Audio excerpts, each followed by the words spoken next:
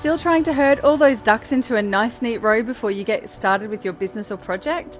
Maybe you've already started, but your fear is stopping you from up-leveling. Or maybe you've spent your life saying yes to everyone else, but committing to yourself is still on your to-do list. Hi, I'm Claire Barton, and I'm a recovering perfectionist too. Welcome to the show where I share simple, practical, and mindset tips to get you doing work you're passionate about, making the money you want, and spending your time and energy building your dream lifestyle.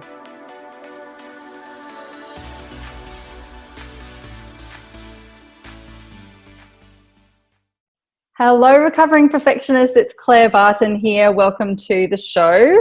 And today I have the beautiful Brooke Hunt, who is a financial intuitive, joining us for a bit of a chat on unperfect stuff today and career changes and all of that sort of thing. How are you, Brooke? Wonderful. Thanks, Claire. Thanks for having me here. So excited to get to chat to you. So good to finally get to chat. We've been kind of in each other's worlds on and off for the last, I don't know, couple of years or something. Yeah. There's been a lot of change for you, especially, probably a little bit for me, but you're definitely doing some pretty awesome things out there. So to start off with, just tell us a bit about yourself, maybe a bit about what you're doing now, where you've come from, your journey, kind of the nutshell version. Yeah. And then I can't wait to ask you some questions. Cool. Well, I have just turned 40, in fact, just a couple of days ago. It was the big 4-0. Happy birthday. Thank you. But what it sort of signifies is the huge life change I've had over the last 5 years. It's been a really big journey of self-discovery in the main part. And as you're saying, career changes and actually deciding where I want to be and what I want to do in my life. And it's led me on an amazing journey. I spent a lot of time as a bookkeeper. I sort of fell into that job and didn't particularly enjoy it, but I did it because that was what we had to do. You get a job and you earn money, and that's what you do. So I spent a lot of years doing that, and about 5 years ago I sort of woke up one day and thought, I'm not actually happy doing what I'm doing. The outside looked perfect. I had married, 3 gorgeous kids, my own business, my own bookkeeping business. Everything looked shiny and beautiful, but inside I was not happy at all, and it was a big wake-up call really for me to make some big changes in my life. And that's been the last 5 years, really, changing nearly everything that was normal in my life got turned upside down. The biggest change being internal. Like, I'm still married, still got 3 gorgeous kids. That side, the external hasn't changed much, but a lot of changing inside had to occur over the last 5 years. Yeah, interesting. And I think, we've talked about this quite a lot on The Recovering Perfectionist and in just general conversation day to day, that I don't know if it's an age thing or if it's just the beautiful space that we kind of play in the online business world, where a lot of women would probably be saying me too for this sort of statement, because whatever happens, whether there's some sort of catalyst that makes you realize, oh gosh, I'm so not happy, I need to change some things, or whether it just sort of happens over time or whatever. But I think it's a really popular thing, and particularly with women who have started their own businesses, may have been precipitated from the change, or may already be in a business and then be like, shit, I've got to change my whole thing, which is a whole other thing, which is exactly where you've come from. So I'm really interested in chatting about that with you actually today. Yeah, well, I think for me it was a sort of waking up and realizing that I was getting close to halfway through my life, and I didn't want to spend the rest of my life doing the same thing, like day in, day out. It was sort of like on autopilot, like I was just going through the motions. And one day I woke up realizing I was actually going through the motions and I wasn't enjoying it. And I thought, goodness, if I have to I don't want to do this for the rest of my life. Like I think it was that shock that I could possibly be halfway through my life and imagine if I had to spend the rest of my life doing the same thing.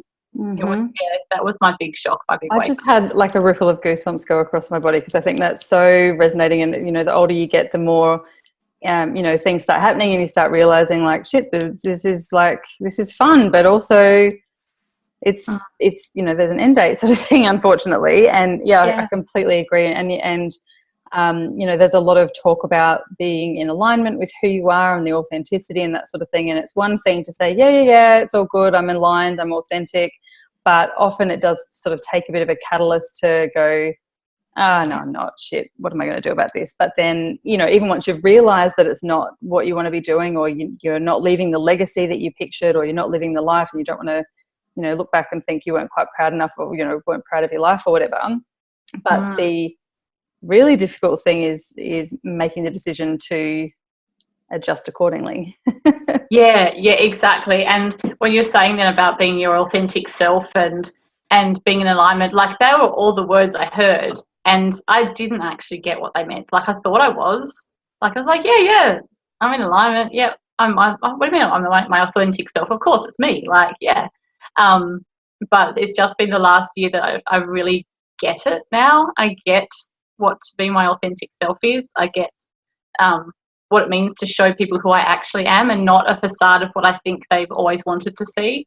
And I spent a lot of my life, only now realising, looking back in hindsight, that I spent a lot of my life trying to portray or be what everyone else wanted me to be for them. And this last year it's been, no, actually, what do I want to be for me? And they'll adjust. Those people around you will adjust. Yeah. It is a really big one, and bringing them along for the journey, or being okay with letting people go when they're not going to be along with the journey, is like the hardest thing, right? And sort of having that, having the guts to stand up and use the voice and say the things and all that sort of stuff that actually helps you get to that point. So what was that journey or that sort of process like for you over the last 5 years, once you got through the realization that it wasn't what you were after, and now to being coming out in this new beautiful space? Oh yeah, look, it's called a journey for a reason. I think it's never it's not normally an easy one. I think if it was easy, then everyone would be quite happy to do it and to change where they're at. But the thing is, you get comfortable in your life, you get used to being where you are, and even if you don't enjoy it, you're comfortable, you know what's going to happen. And it does take quite a lot of, I guess, courage, or it takes just a lot to be able to make those changes, because especially, as you said, those ones around you, your closest loved ones, they know you for who you are a certain way. They've always known you to react a certain way and to behave a certain way, and to go and then make those changes. Like, I was very much a people pleaser. I would say yes to everyone. You wanted me to do something for you, I would turn my life upside down to make it happen. And one of the biggest things I had to start with was actually saying no, and starting to set my own boundaries, and starting to do what was right for me as opposed to what was right for everybody else. So just those little changes in my life caused a ripple effect out towards everyone around me. Yeah, totally agree. I had a similar conversation with a friend yesterday that, when you start to let go, and like, one of the big things for me was that I realized that I had a tendency to be very judgmental about myself, about other people, about the situation. And that was just kind of, I don't know, not in a mean, bitchy way or anything, but that I kind of got involved in, why that person cut in front of me, or why that person took so long at the checkouts, or like the stupid banality, stupid little things. But that I would get so into this like negative, why is it so hard, and that sort of thing. And then one of the things for me was that I also started to hear and look at that for myself, but realized that there were a lot of people around me who did the same sort of thing and expected me to join in, because that's just what had always happened.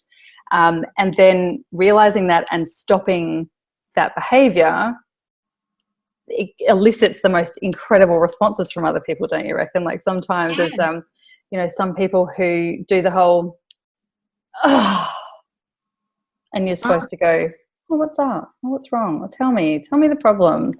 And as soon as you don't ask them what's up, their dramatics continue a little bit more, and then they either tell you anyway, or they get the shits and they go away. And but it's really confronting to actually go, oh, I'm not buying into this. I'm not doing this dance anymore.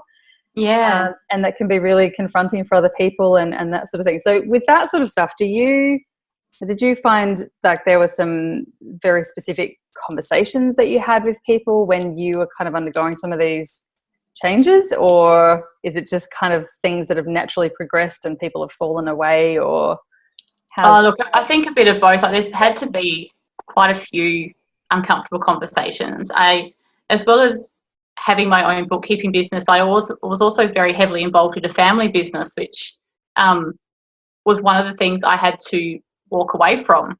So having to put my needs in front of family and other people, which I'd always not done that. I've never had done that. I'd always done what was best for everyone else. That had to cause a lot of uncomfortable conversations about why I was choosing to do my own thing and move away from the tribe, I guess, is fact as much as it is, or being able to move out of that family business. And a lot of people just didn't really understand, didn't really get it, sort of gone, not crazy, but yeah, it took a while for them to understand why I had to take this journey. And it took a while for me to understand too. Like 5 years ago, I'd tell anyone who would listen that I was having a big life crisis, because I seriously just didn't know. I didn't know what was going on. But yeah, now I can look back and see that was the journey I had to go through. I had to be able to make those decisions and have those conversations. And look, it's still 5 years on, and as much as people have adjusted, there are still conversations that have to keep happening, and there are still choices I have to keep making. It's just like another layer. You always have all these layers. You clear the top layer, and then there's another layer, another situation comes up, so you can deal with it again and deal with it again. Yeah, just to test that you were listening the first time. Yeah, just to make sure you're serious about it. Yeah, I don't think any of those fears or anything ever get completely cleared. You just have to face another layer of it. But yeah, it's definitely been interesting. Yeah, it is really interesting. And so, tell me, do you find, because this isn't on such a big scale, but one thing that I would probably liken this to is when I started the podcast about almost 3 years ago, called The Recovering Perfectionist. It was like the final nail in my coffin of the perfection thing. So I was like, if I'm going to call myself The Recovering Perfectionist, and I've got all like the Facebook group and the podcast and all that sort of thing, I can't do the perfect thing, because otherwise I'm a hypocrite. And hypocrisy is like a real pet peeve of mine. It's one of those things up there with putting the toilet paper on the wrong way. Just kidding, but you know what I mean? Like, it's a really big thing for me. So it was really internally going, like, I if I'm going to say this, I have to actually commit to it, sort of thing. And I often liken it to, when I sort of put it out there and like, waited for the eggs to be thrown and whatever. But people just seem to come out of the woodwork and be like, oh, thank God, me too. Yeah. And it was like, it actually, taking that step, which in retrospect was such a small step and such a safe thing to do, really, but at the time felt huge. But it actually opened the door and held the space for so many other people to be like, oh, thank God, yes, me too. It was like everyone let their belt out at Christmas dinner, sort of thing. And it was a really nice thing. So have you found that, some of the people who in the beginning might have been a bit repelled or whatever have actually kind of caught up or are a bit more open to it, or have also, like, the ripple effect has been better or different to what you thought as well? Yeah, completely. Like, because obviously even in my household, because I've been able to through the last few years, and definitely the last year, I've learned how important my own vibration is, and to be able to lift my vibration and to be able to hold that at a new level. And then that in itself is rippling out over the kids and the household, feel like it's not so stressful. Just the way I've been able to the tools that I'm able to use, I'm able to then control my stress levels, the family atmosphere, the vibrations, and everyone else can. The kids especially love to pick up on all the things when I'm talk to them now, just about breathing or meditating or all the little small tools. It's really quite cute. But yeah, and my friends as well. It's just, I think it is just that whole different vibration. Like, I've had girlfriends, they're like, you just are so happy. They're like, you are so much more happier. And they obviously, what are you doing? I'm like, I didn't think I was that unhappy before. They were like, yeah, you were. You're really quite miserable. I'm like, why don't you tell me? Why don't you tell me? But yeah, it's beautiful being able to get that back from my girlfriends and from family, and to say, okay, yeah, we didn't really understand at the beginning, but we can see this huge transformation that's occurred. And yeah, and it's pretty amazing. I want what she's having. Yeah. Oh, that's really cool. And tell me, when, because you obviously have done the bookkeeping and that sort of thing in the past, and you're still doing that at the moment, but with a very different spin and a very different look and feel. Maybe your client base has changed a little bit as well. But how do you and how are you kind of integrating the new version with your tribe in the bigger, like, visibility kind of space, and showing up for everyone as well as for people who have been there for a long time? Yeah, well, it's quite funny because as I said, when I was bookkeeping, and even 5 years ago, it was not a love of mine. It was not something I enjoyed doing. I did it because it was a good profession, and everything that went along with that. I could do it. I work around the kids. And about 12 months, just nearly 12 months ago, I started studying to be an intuitive guide with the Institute of Intuitive Intelligence. And I thought, okay, well, this is my way of leaving the bookkeeping world behind. I can never have to do bookkeeping again. And it's been so funny because, and up until even 6 months ago, that was my thought process is, once I'm fully graduated, an intuitive guide, I won't be touching the bookkeeping again. And it's been these last few months is, I think once I've actually finally surrendered to whatever will be, is I've had this most amazing journey incorporating the bookkeeping and the spirituality side together. And with my clients, I've been going on these amazing journeys of looking at their profit and loss and balance sheet in a conscious level, and then we go deeper in a subconscious level and working on, okay, what fears do you actually have around money and business and success, and what does that bring up for you in that subconscious level where you don't even look at.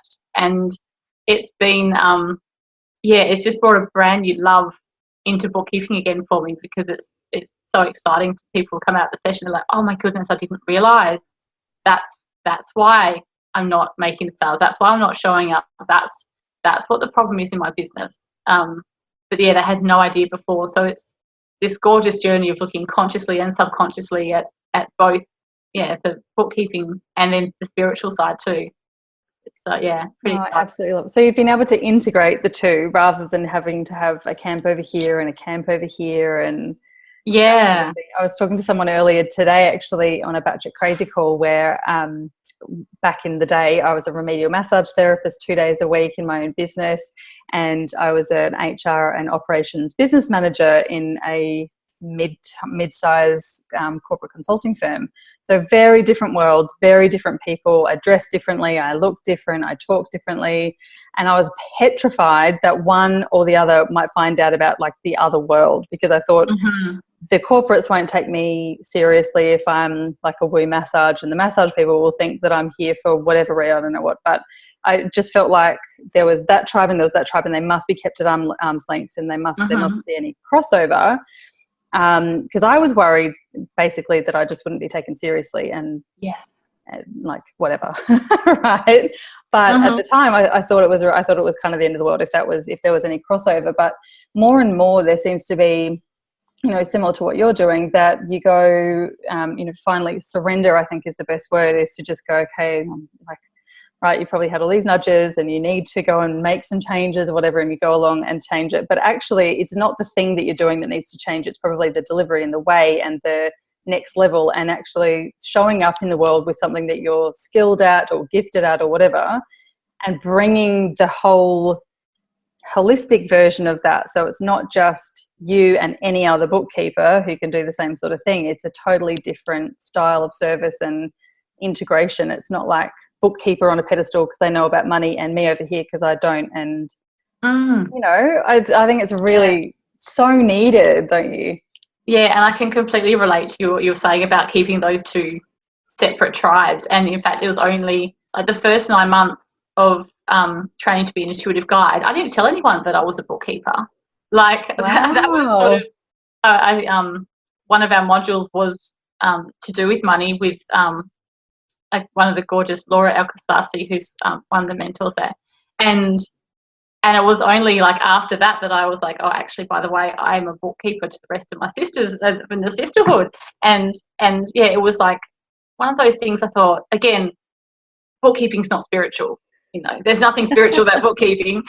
Those two things don't go hand in hand. And I think I had so much a mindset that those things couldn't possibly go together, that I wasn't even entertaining the idea that they could until as I say, a couple of months ago, getting closer and closer to leaving the temple doors and finishing our studies, I was like, well, where am I going to go with this? I'm just going to surrender and see what happens. And the big download came with mixing the two, and say I've run it through with a few clients, and it's just been so exciting, the results.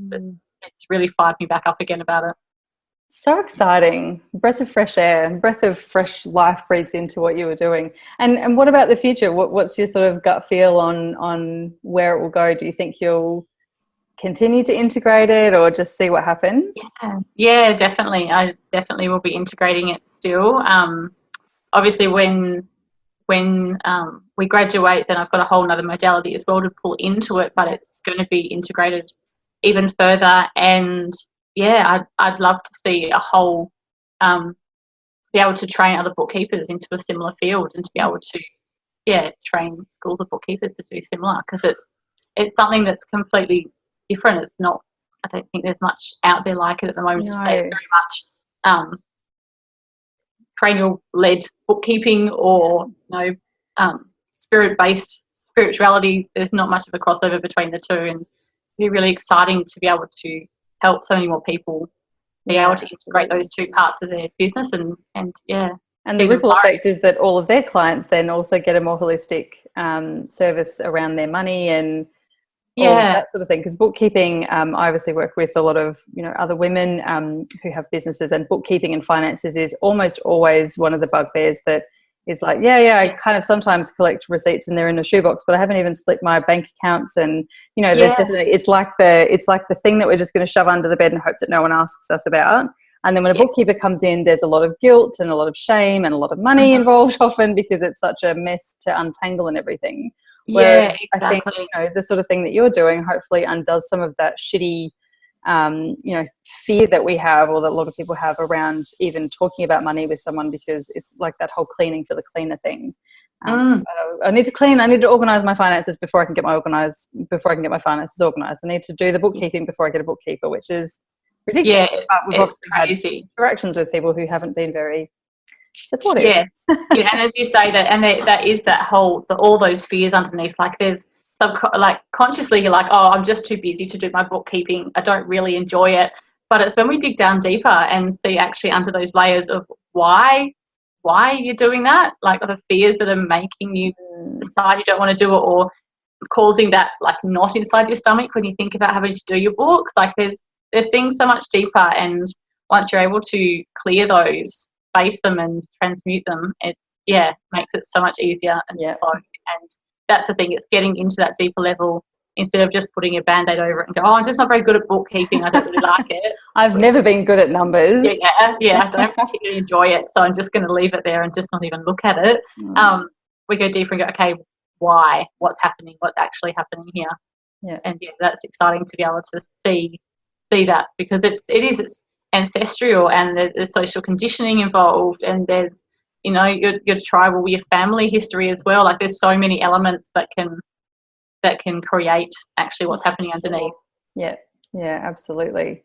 So for anyone who's kind of in that position where they're in a job where they feel like or they're in a situation, family, work, business, trade, whatever, that's not aligned anymore, or hasn't been for a long time, but we're finally ready to go, fine, yes, I'm willing to maybe not say it out loud just yet, but at least realize that something's got to give. What would be your tips in terms of the mindset, and also maybe some practical strategies to actually take that first step, or the first few steps into exploring or shifting or pivoting, or just adding more deeper elements into what you're doing?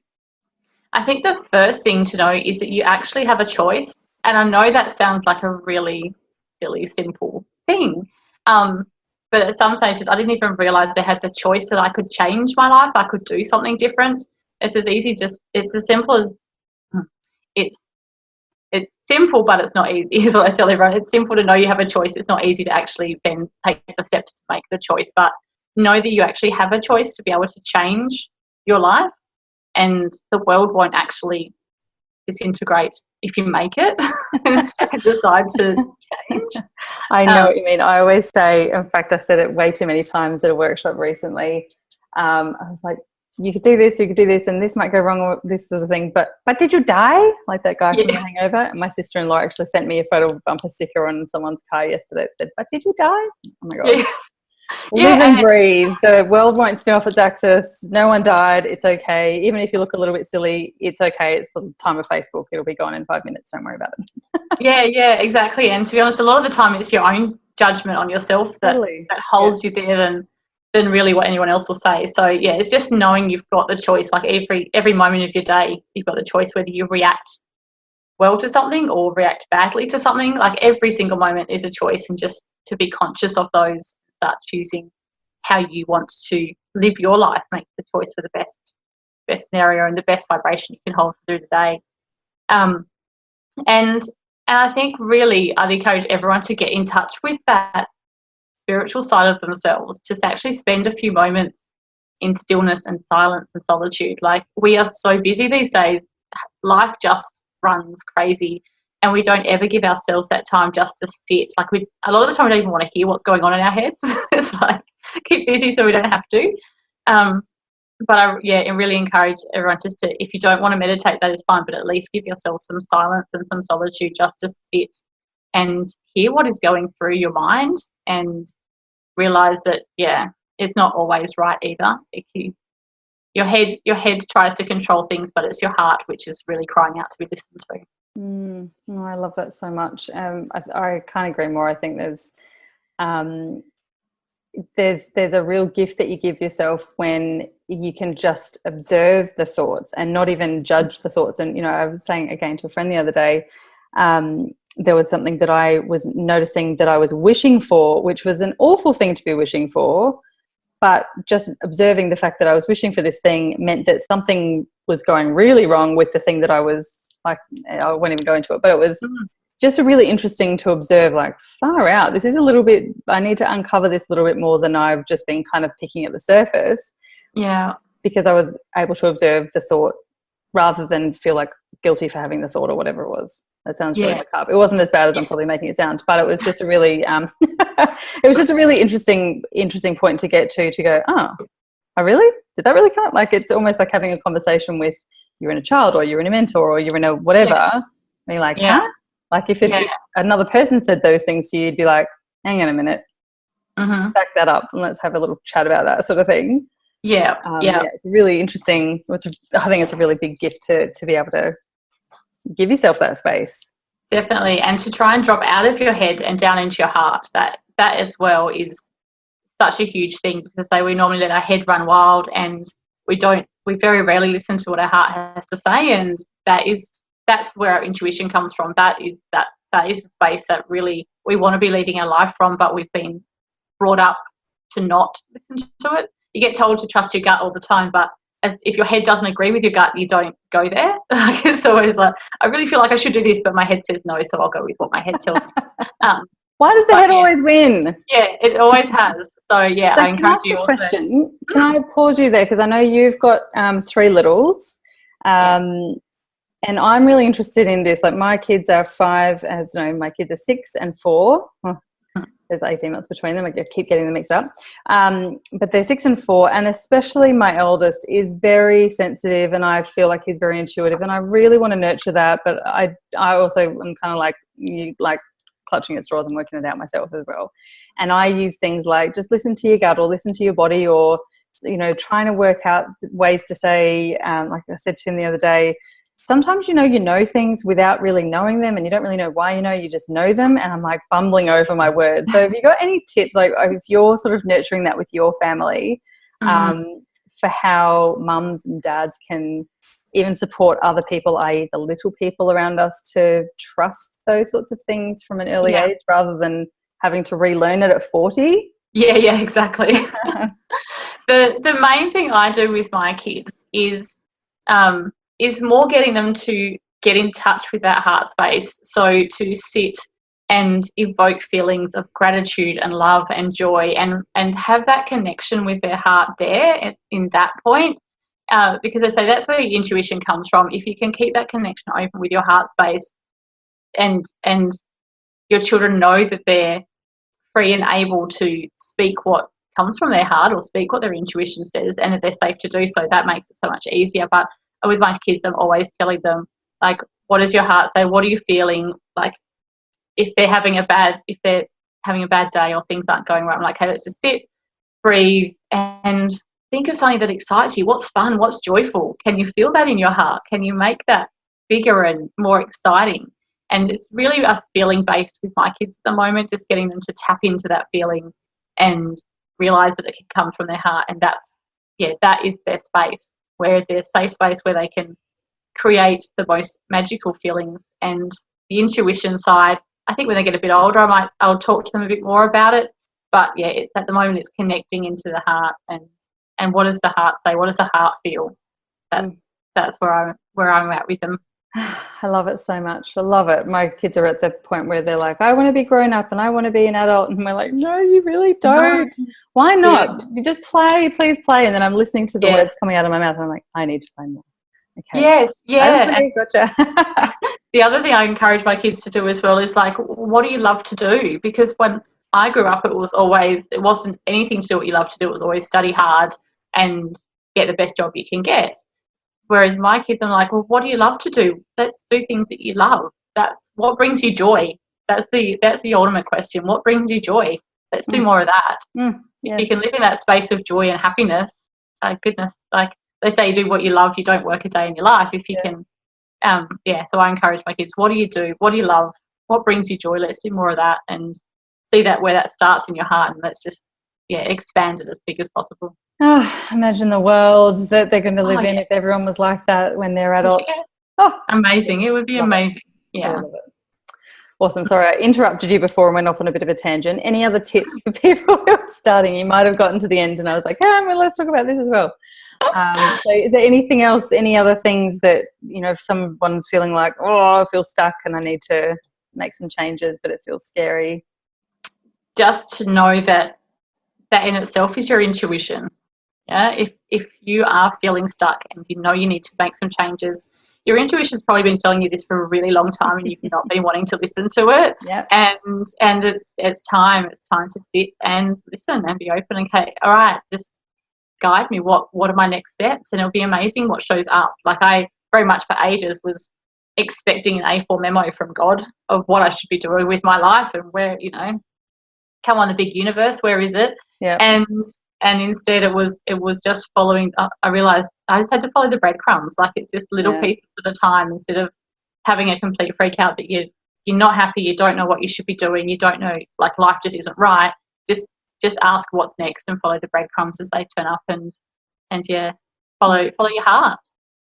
I love it. Little steps, baby steps. You don't have to know the whole picture before you get started. And I think that's definitely a perfectionist thing that we do, that we're like, I kind of know what it looks like, but until I've got the entire puzzle finished, I'm not even going to get started, sort of thing. And it does feel really scary. One thing I quite often talk about, the same sort of thing, is pick something that's kind of unstuff-upable. It's like the things that even if it went dreadfully wrong, but did you die? Like, we know it die, right? So it doesn't do little tiny things, test the waters. And probably also for me, and I think for a lot of people, is finding your tribe and finding a space that's safe for you to experiment and to fail and to ugly cry and all the sort of shit that feels really uncomfortable. Because the first time you do it will always be the hardest. And after that, you're like, didn't die. Let's do it again. Let's do it harder. It definitely makes it a softer bed to fall on if you can have some love around you when that happens. Exactly. Yeah, exactly. Love it. Thank you so much for the chat, Brooke. We could sit here and talk about this all day, I'm sure, but I will let you go. Where can we find you? There will be links in show notes, obviously, but is there an easy way that we can lovingly stalk you online? Yeah, well, I'm on Facebook, as the world is. It's just Brooke Hunt, which is my name, and then my website is mamab.com.au, so mamab.com.au. And you can check me out in those two places. Awesome. Thank you so much. Look forward to watching what you do in the future. Congratulations on your beautiful new integration of your businesses and your skills and gifts and all the things. Thank you, Claire. Thank you so much for having me. Yeah, it's been so much fun. Talk to you soon. Bye.